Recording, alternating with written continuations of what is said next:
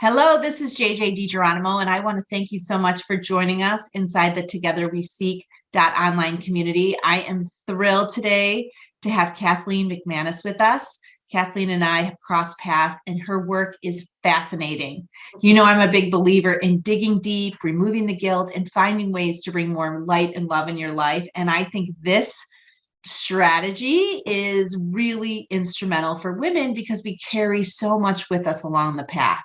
So, Kathleen, I couldn't be more thrilled you're here. Tell us a little bit about your journey and how you got to this point.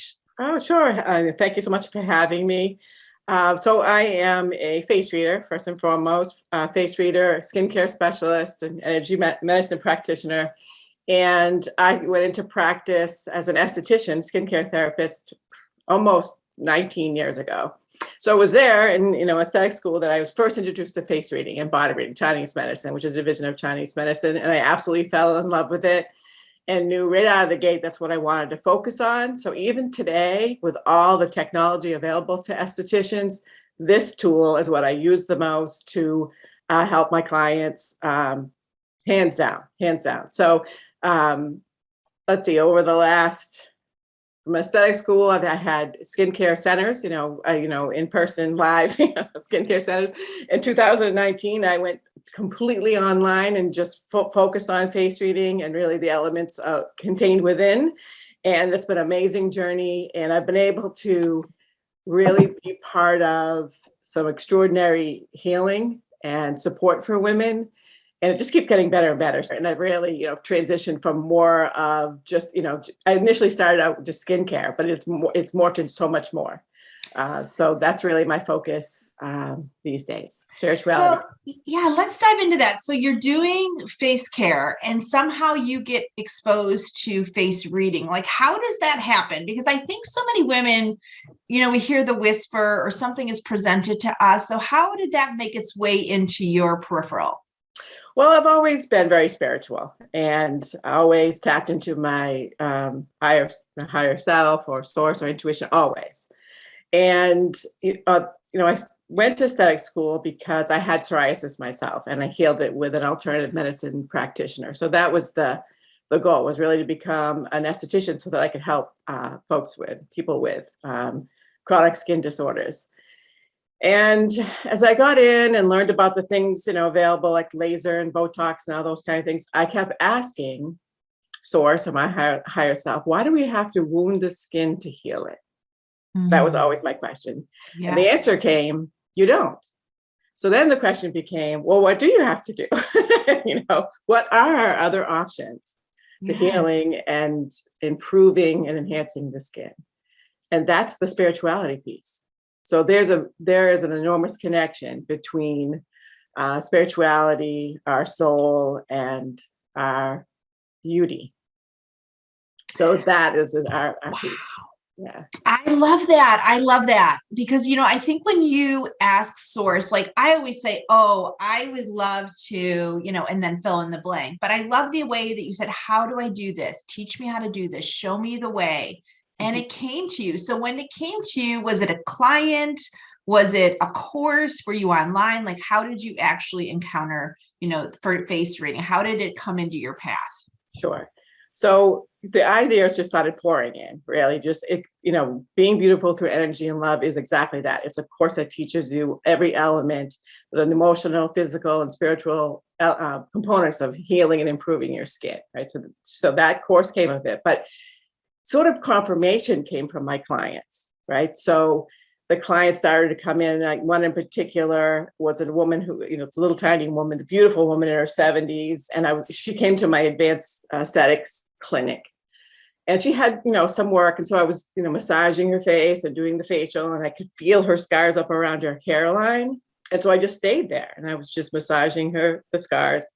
And she said to me, she opened her eyes, looking upside down. She's like, I don't really understand why I ever had that surgery. It didn't change a thing. And I still get chills. So that she was my client that I focused on serving. What is it that they're trying to change? Why are they disappointed in the surgeries that are supposed to change all elements of your life when really nothing really changed. So what is it that they're after? So I started asking my clients that. Yeah. Is it the relationships? Is it, what is the emotional experiences that you're looking to change when you change your face? So then it became what wasn't, what didn't resolve, and what happened that you didn't expect, those kind of things. So you're saying the scars she had on her face were maybe from a facelift or a face adjustment of some sort. Facelift. Yeah. Interesting. And she spent all that time and months of healing. And you're saying that she said nothing really changed. Mm-hmm. So if we use this particular client of yours and this woman as an example, I mean, did she have so much buried that she had to release, or how did she, like when you think of women and they're thinking about a facelift, or they're just thinking like, hey, I wish I had more brightness or less lines or whatever, how do you think about that? Well, I think, we all want to look good. So first of all, we want to release ourselves from feeling like that's not an okay thing, because it absolutely is, right? So that's the first thing. And I think what happens is so much of our value is placed on how we look, Mm-hmm. and how we age, right? It can be, the skincare industry can be absolutely brutal. They use that emotion to sell services to you. Mm-hmm. Like, oh, I can get rid of those number 11s with this. Or if you want that youthful glow, we can do this. But those technologies are just this, they're just superficial, and it's temporary, and quite many of them will cause you to age prematurely. Like, you get instantaneous results, right? But it's temporary. And it's especially temporary if you don't do the emotional work behind the changes in your face, right? So the lines of our face are a map of our emotional experiences and how we've moved or not moved through them, negative and positive. So when you change your emotional experiences, or how you react to emotional experiences, your face changes. You can even elicit changes. Like, if you wanted, there was a particular line that you didn't like for whatever reason, and you tapped into the wisdom behind it, what emotions associated with, what organ system is it associated with, and you start talking to yourself. This is in my courses. It's, with love and appreciation and honor and strength, instead of, oh my God, I look like I'm 100, right? Or I can't stand these crow's feet. Or, every word in the skincare industry is a negative word, make you feel bad about yourself. What is exactly the opposite? So many of our lines we've earned. So one of the most satisfying components is when I've worked with a woman and she said, well, I really like, now that I understand that line, I don't really want to get rid of it. Right? But you can if you want to. So the lines are transient, also something we don't understand. And one of the services I provide is emotional qigong sequencing, where I have the clients choose a picture, like don't put too much thought into it. Don't worry about, just like 10 or 15 pictures that you are drawn to. And then we go through these pictures together. And that's many things, but one of the things it does is it helps women recognize healing that's already taken place. So many of us done so much work, and we never give ourselves credit for it. So confirming healing that's already taken place, and sort of next right steps. Mm-hmm. Right. So, that's sort of the nuts and bolts, but it's just a fascinating science, and it just, the wealth of information is just remarkable and specific to each individual. And you can, there's the emotional component, there's the organ system. So some areas of your face represent an organ system. So for instance, just to give you an example, I had this woman, she was a young woman, probably in her early 20s. And she came to see me at the skincare center because she had pigmentation around her lips, right? So she's ethnic, she's Italian, and she had, Italian, I think maybe Greek. She was darker skin tone, right? So she had some pigment around her lips. And so I said, okay, let's do a face reading first, right? I know you're worried about the pigment, but let's do a face reading and see what we can find out. So what she actually had was around her lips, she had white ring, and then a pink ring, and then a dark ring, which is a post-inflammatory hyperpigmentation. So the stomach, the upper lip represents the stomach, excuse me, and the lower lip is the intestines. And what we were seeing is when her gut was inflamed, her stomach and her gut was inflamed, her lips would swell. And so then they would go down a little bit, and they would the white would be active inflammation, the pink would be sort of mid, and then the pigmentation, which she was concerned with, which stays, post-inflammatory hyperpigmentation stays, is an after effect. So what I said to her, I said, you need to go see a physician. I want you to go off gluten because your gut is like inflamed. So go off gluten. It's easy to do. Just like 10 years ago. It's easy to do, and to go see a physician. So she went to see a physician, and they tested because she was also anemic, which is also part of the face reading. We saw that, and she was diagnosed with celiac.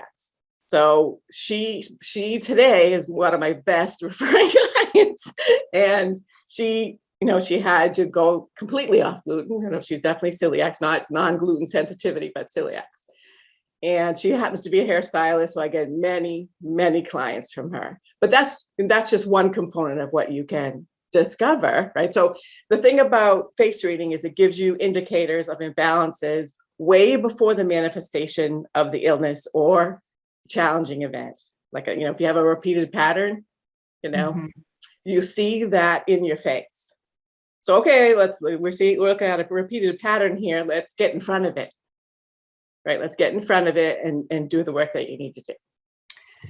Well, I have so many questions, but I'm sure the women listening or the women listening to the recording are going to be like, either like, I need to talk to Kathleen right now, or how do I find her? So you, of course, have a profile inside Together We Seek with your link, but also, how do they find you on the internet? So we can get that out before we dive in. Sure, great. Thank you for asking. So my website's KathleenMcManis.com. So it's just my name.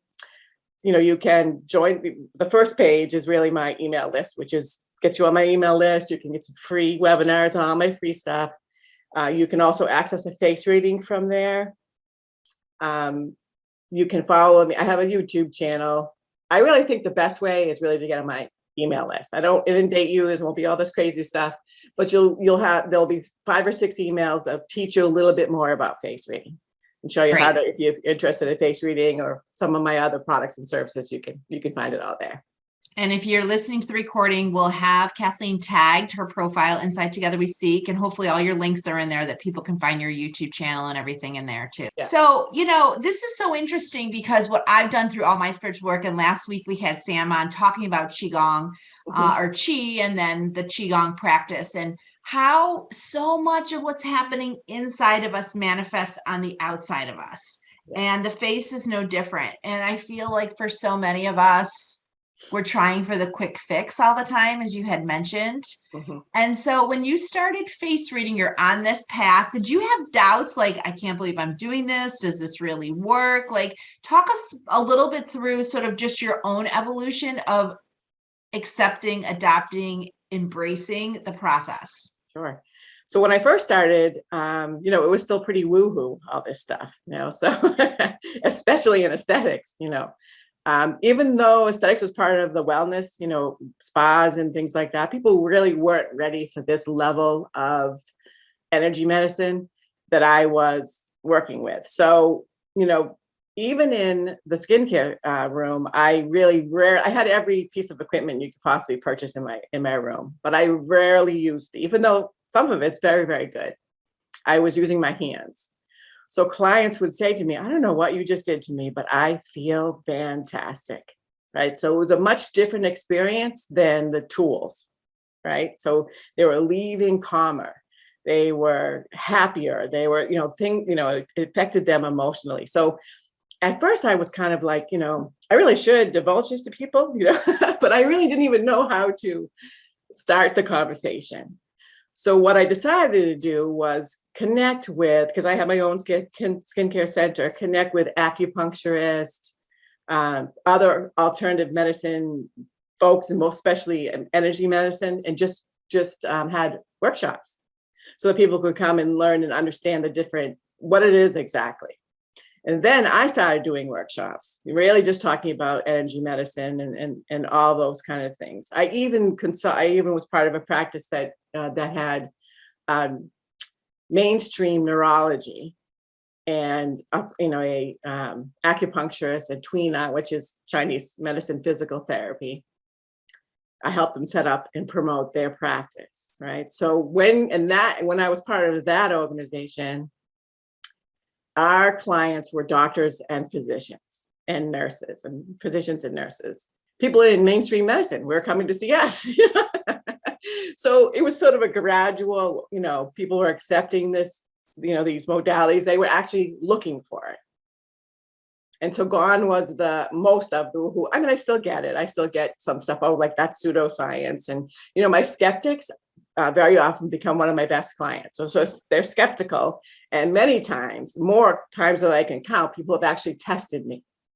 So there's something they want me to find, because, really face reading is really sit down and let's do the face reading. It isn't have a consultation. It isn't tell me about all your, pains and aches and pains. That doesn't happen like you would when you go see a doctor. It's let's sit down. I'm going to read the face. I'm going to tell you what I think, kind of educate you on the process, and then we'll just take it from there. And people are just like, I cannot believe you can see all that in my face. That is just remarkable. So it's not me, it's the science, it's the process, that makes all this information available. And I teach it as a self-healing, so that you can do it for yourself. So you don't need me. I love it though, because I feel like so many women and men have so much wisdom they come on the planet with, but so often it's not tapped into. And so I'm always curious about, how did this come to fruition for you? Did you doubt it when you were doing it? How did you explain it?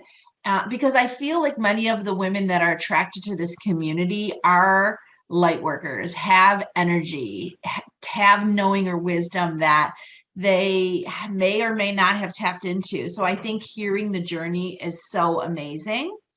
But I have to say, I did sign up for your newsletter, and I did watch a lot of your free videos and such. And I love it because now I look at it in other people. So the one that sticks out are the lines, the decade lines. Yes. So I'll let you talk about it, and then I'll tell you a little about it. Sure. So that's one thing people will tell me, that it's addictive. It's a little bit addictive, so, once you learn to face read, it's like so fascinating that you can't help but do it. So, I always caution people, like, be careful. Don't be staring at people. You want to, people mount and things like that. But it's just so fascinating. So the lines, if we talk about the lines, the first thing to say, I really talk about, is it's something called the central meridian, which runs down the center of your face. And it's chronological, and it goes from about age 13 at your hairline down to about 100, right? So where your lines fall along that meridian is a timeline. And then, so that's for the whole face. So then you break it down in segments. So if we're looking here at life lesson lines, I think is what you're referring to on your forehead, those are life lesson lines. And so if you just broke this down, right, your lines that you have up here are when you were younger, and then your life lessons come down this way, right? So it's really fascinating. And so you can have lines that are complete, and then you can have lines that are fragmented, like kind of look like this.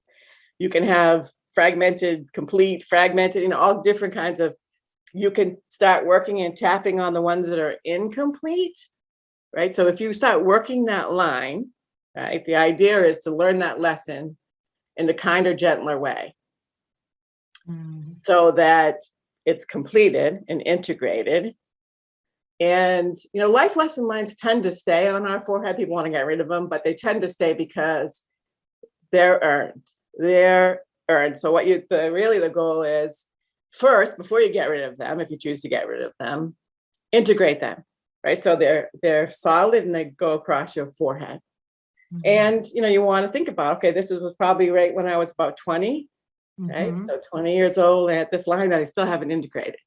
might have to do with relationships, and it's not, when we do a face reading, it's not me feeding you information. We're doing this together. This is you tapping into your intuition, into what your soul already knows. I love Right? that. Soul already knows.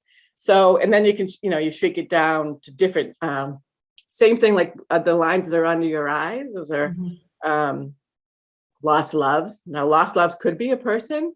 Lost loves is also emotional, physical pain that sort of here, one goes this way and one kind of goes this way. But the same thing, if you have those lines that are down here, closer, those are older. That's like older, happened a few years ago, kind of like a tree, you know what I mean? So if they're closer up to your eyelid, that's active emotional pain or active physical pain, or you're actively missing something. Could be a person, could be a dream, right? Like you gave up a dream for something else. Like you gave up being an actor so that you could do something practical, right?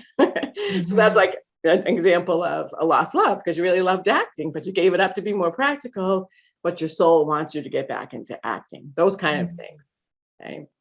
And also you talked about life purpose lines, which are fabulous lines here. And you have great ones. And one of the things I always talk about when I talk about life purpose lines, very often you'll see people have one side.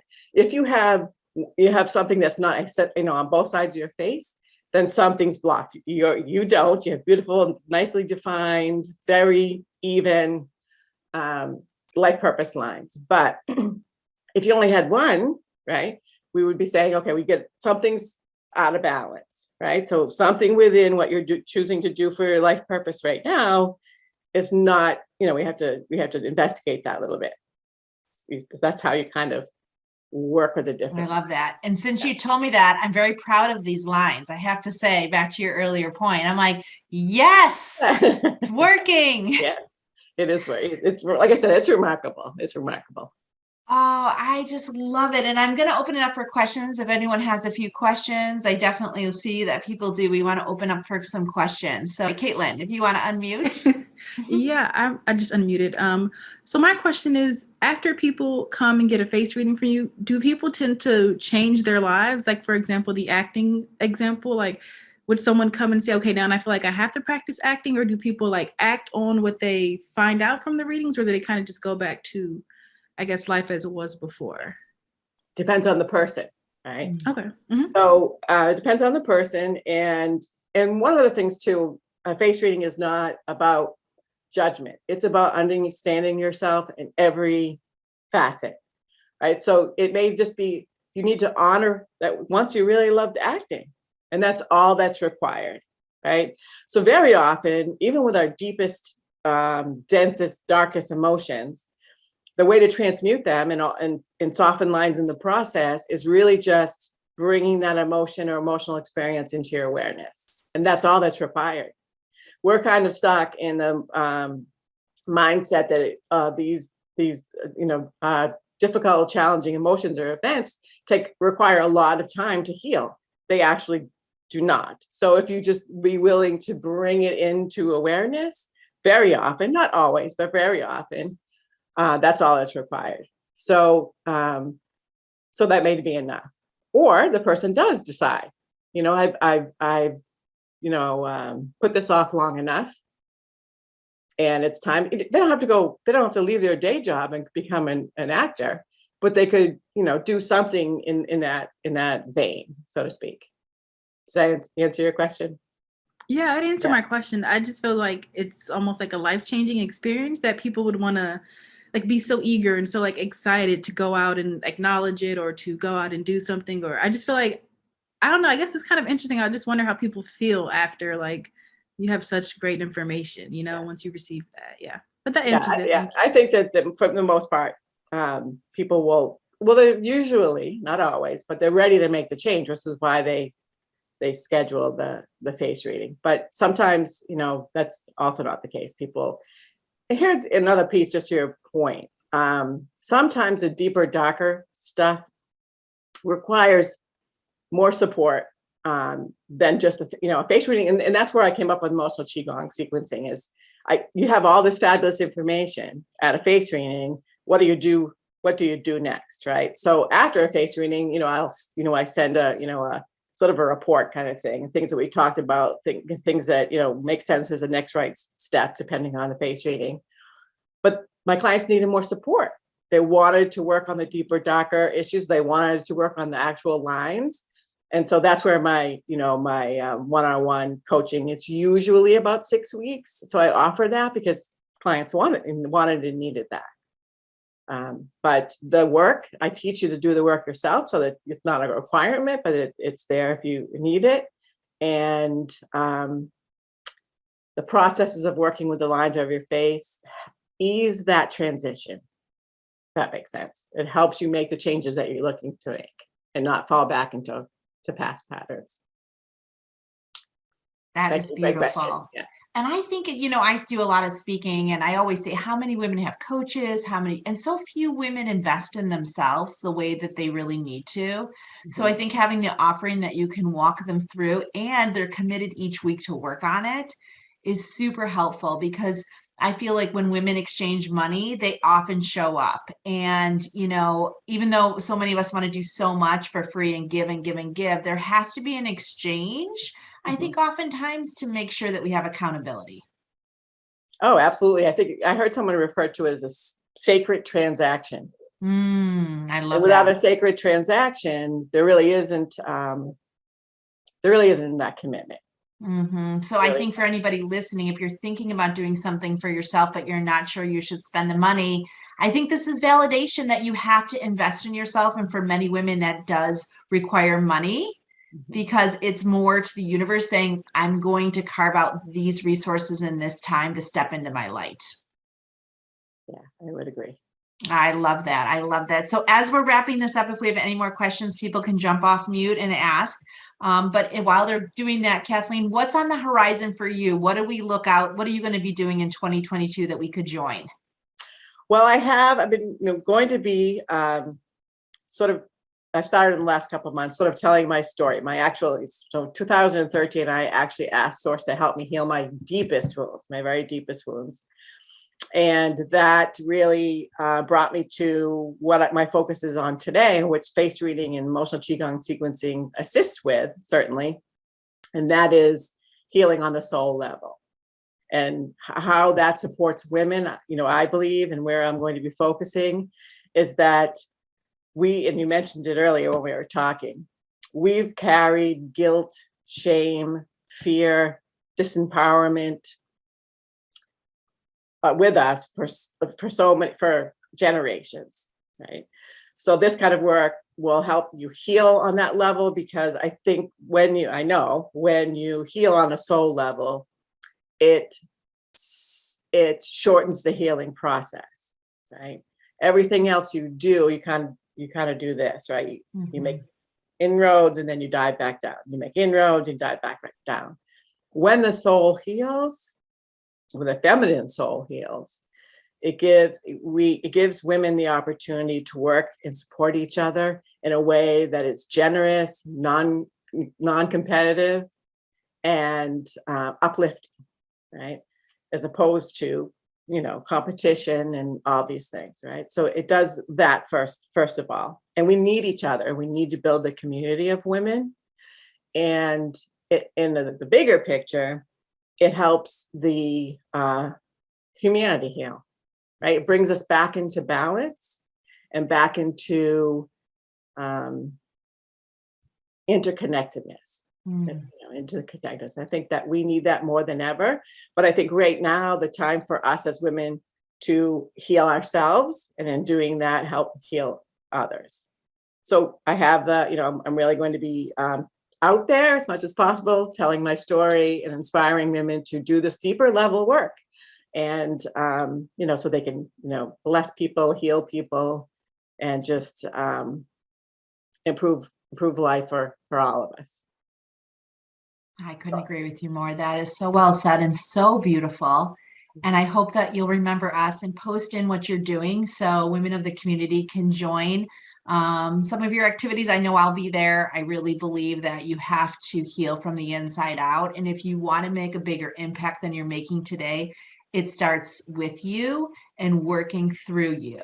And so much of society teaches us that it's out there and you have to reach for it and drive for it and get there. And what I have learned in just my own journey is that you have to dig out. You have to dig out of what's no longer serving you so you can create space for where you want to have your next level of impact. And I really appreciate your work, your journey, and what you've been through to really unshackle the women you've already touched and the women that you're going to touch moving forward.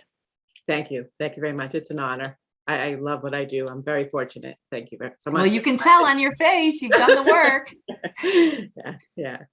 Absolutely. And that's one thing too, to close up with. It's really, you really got to do the work yourself, right? Mhm. You got to do the work yourself. Yeah. You do. And there's no magic bullet. There's no magic bullet. And I know we have people joining us internationally that have said hi. They can't come on because it's dinner time there, but they've said thank you and that it's so interesting and they look forward to following your posts and your activities, and they're going to check out more of your work. Wonderful. I appreciate it. I look forward to it. Well, great. Well, thank you, everybody who's joined today, anyone who's listening, and thank you for sharing your journey, Kathleen. I think every journey is so enlightening and touches so many different people at a different level, and I really appreciate you taking the time to share your journey with us. Wonderful. Thank you.